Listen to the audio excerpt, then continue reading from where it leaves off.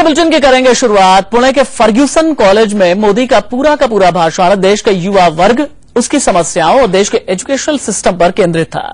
पुणे में मोदी का जो अंदाज दिखा, जिस अंदाज में मोदी ने युवाओं की समस्या को उठाया, उससे साफ हो गया कि पुणे में मोदी का एकमात्र मिशन अपने लिए युवा वोटरों को इकट्ठा करना था। ऐसे में यह सवाल उठना लाजमी है कि क्या मोदी अपने मकसद में कामयाब हो पाए। 60% जनसंख्या हमारे देश की 35 से कम आयु की है।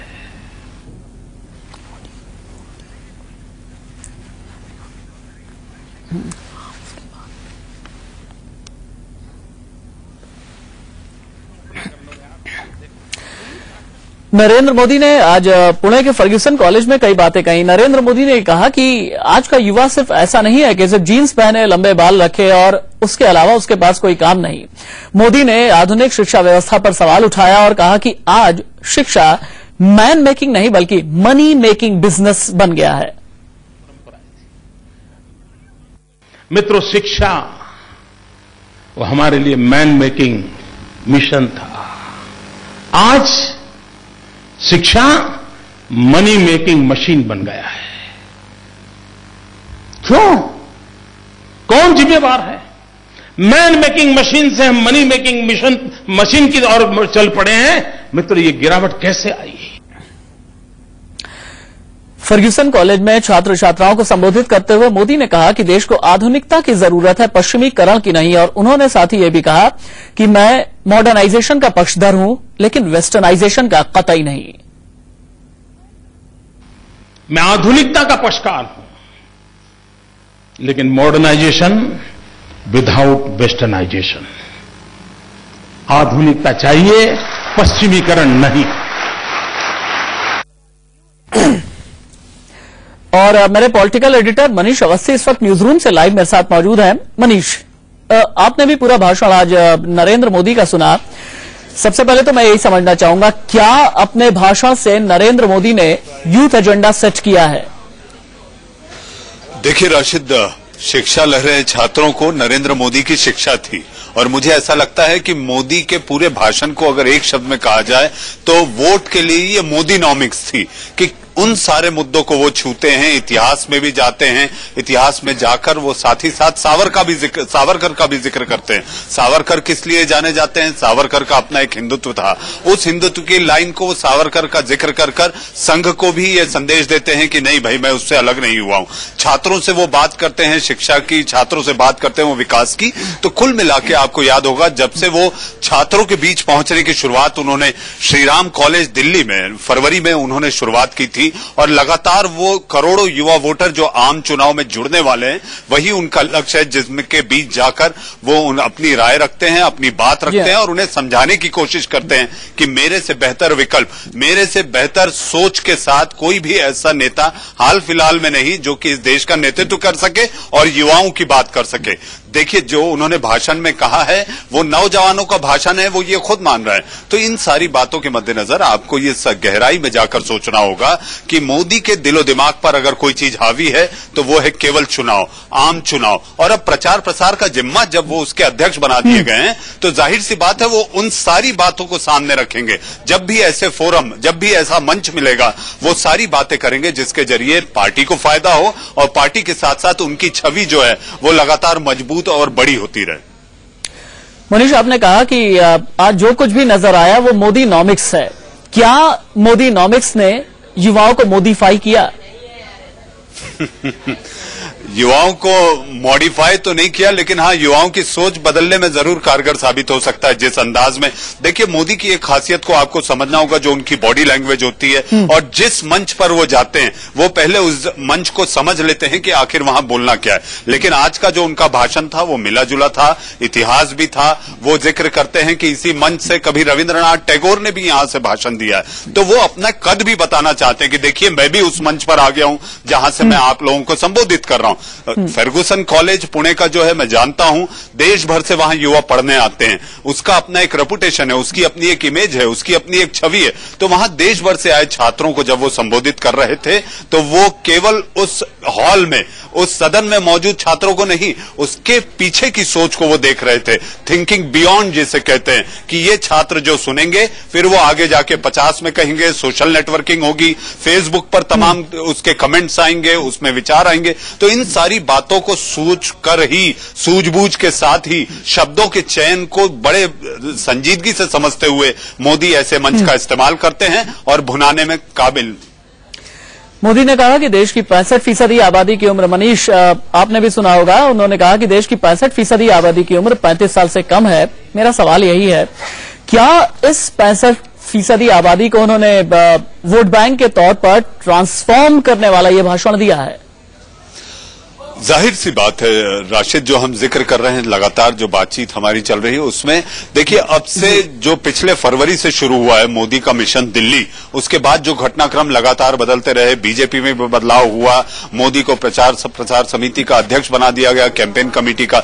तो ऐसी स्थिति में मोदी अब जो भी करेंगे उसके सामने, उनके सामने लक्ष्य अगर होगा तो वो विधानसभा चुनाव, और विधानसभा चुनाव के बाद आम चुनाव। विधानसभा चुनाव में तो मेहनत होगी ही होगी, लेकिन उनका एकमात्र लक्ष्य जो दिखाई देता है वो है मिशन 2014। और इसी 2014 के तहत जब भी वो ऐसे मंच पर पहुंचते हैं, जब भी ऐसे मंच पर उन्हें बुलाया जाएगा, वो मत चूको चौहान की कहावत आपने सुनी होगी। ऐसे मंच जब अगर किसी को बुलाया जाता है तो जाहिर सी बात है आप एक वर्ग को, एक टारगेट ऑडियंस को, जिन युवाओं की आप बात कर रहे थे कि 65% जो युवा लोग हैं या वोटर हैं वो 35 से कम उम्र की आयु के लोग हैं। मनीष मत चूको चौहान, मनीष मत चूको चौहान की शुरुआत होती है 4 बांस 24 गज से।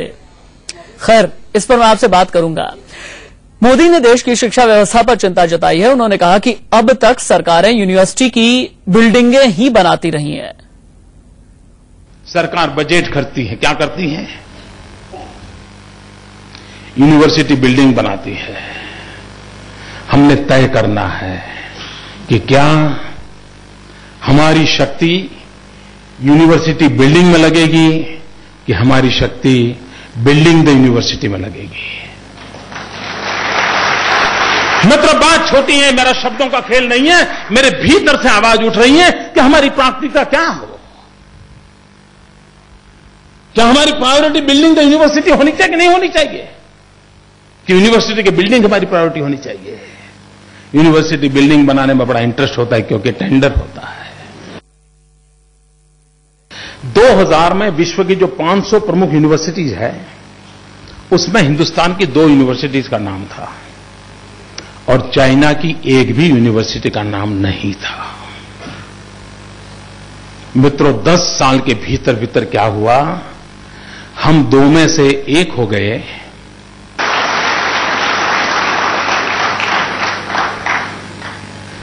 मित्रों, मुझे बताइए कि हिंदुस्तान 2000 में विश्व की 500 यूनिवर्सिटी में हम 2 थे, 1 हो गए। चाइना 0 था, 32 हो गया।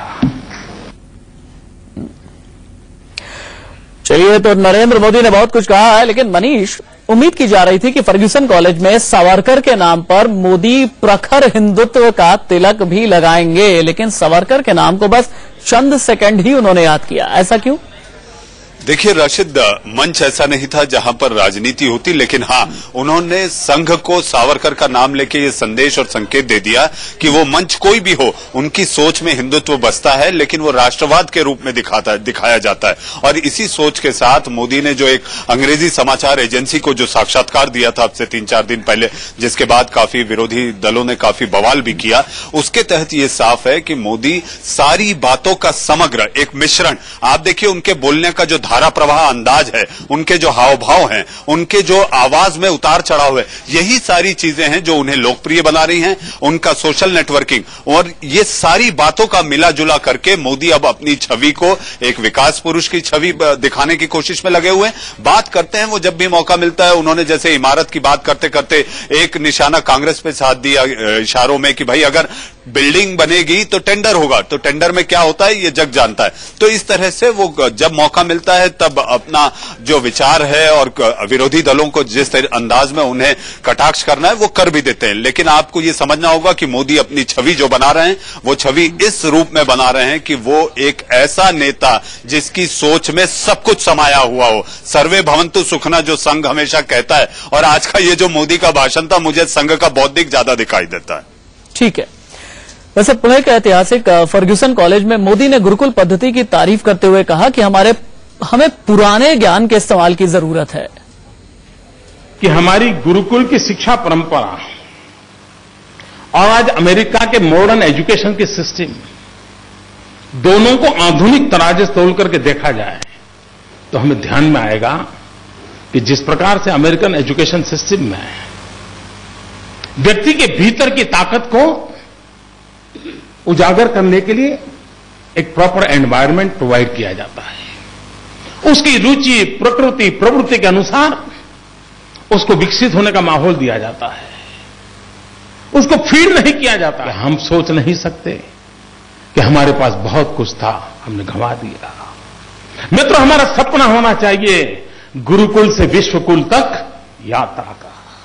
हम वो लोग हैं जिन्होंने उपनिषद से उपग्रह तक की यात्राएं की है। मित्रों, गुरुकुल से विश्वकुल तक सपने संजोए हैं, लेकिन फिर भी आज विश्व जब 21वीं सदी किसकी उस सवाल को पूछता है तब हम सवाल या निशान के नीचे झुक करके खड़े हो जाते हैं। मनीष, क्या ऐसे भाषणों से प्रधानमंत्री तैयार हुआ करते हैं? मुझे नहीं लगता कि इस तरह के एक दो इक्का दुक्का भाषण अगर हो जाएं तो प्रधानमंत्री तैयार होते हैं, लेकिन मुझे ऐसा लगता है कि फायदा जरूर होगा। नुकसान क्या होगा इसमें, जब वो लोगों के बीच पहुंच रहे हैं। इस तरह से 6-7 उनके भाषण बौद्धिक रूप में अलग अलग मंचों पर हुए हैं। कभी वो व्यवसायिक मंच था जहां पर बिजनेस और फिक्की के लोग और आप ये समझे कि महिला विंग के लोग CII के, और फिर कलकत्ता जाते हैं, वहां पर एक औद्योगिक समुदाय को वो वहां पर संबोधित करते हैं, युवाओं के बीच जाते हैं। तो ये एक प्रक्रिया का हिस्सा है जहां पर उनकी प्राथमिकता इस वक्त जो है लोगों तक पहुंचना और एक ऐसे पढ़े लिखे वर्ग तक पहुंचना जहां पर उनके नाम की चर्चा हो। और इस तरह से जब वो युवाओं के बीच पहुंच रहे हैं तो उन्हें ये पता है कि सोशल नेटवर्किंग का आज सबसे मजबूत जरिया अगर लोगों तक पहुंचने का कोई हो सकता है तो वो युवा है। तो इसीलिए उनके हर भाषण में आप देखें वो युवाओं का जिक्र जरूर करते हैं, और वो ये जानते हैं कि उनका मुकाबला विरोधी दल कांग्रेस के युवा नेता के साथ होना है, कांग्रेस के उपाध्यक्ष राहुल गांधी सामने होंगे। तो इन सारी बातों के मद्देनजर इससे पहले कि उनके अपने विरोधी कोई ऐसा कदम उठाएं युवाओं को लुभाने, वो लगातार अपनी इस कवायद में लगे हुए हैं कि युवाओं की बात कर युवाओं को अपनी ओर रिझाएं। ठीक है मनीष, आप रहिए हमारे साथ। मोदी ने आदिवासियों की भलाई के लिए बनाई अपनी योजना पर अपनी पीठ थपथपाई है। उन्होंने कहा कि वनवासियों के लिए हमारी योजना मील का पत्थर साबित हुई। हमारे यहां एक वन बंधु कल्याण योजना का एक पूरा पैकेज तैयार हुआ।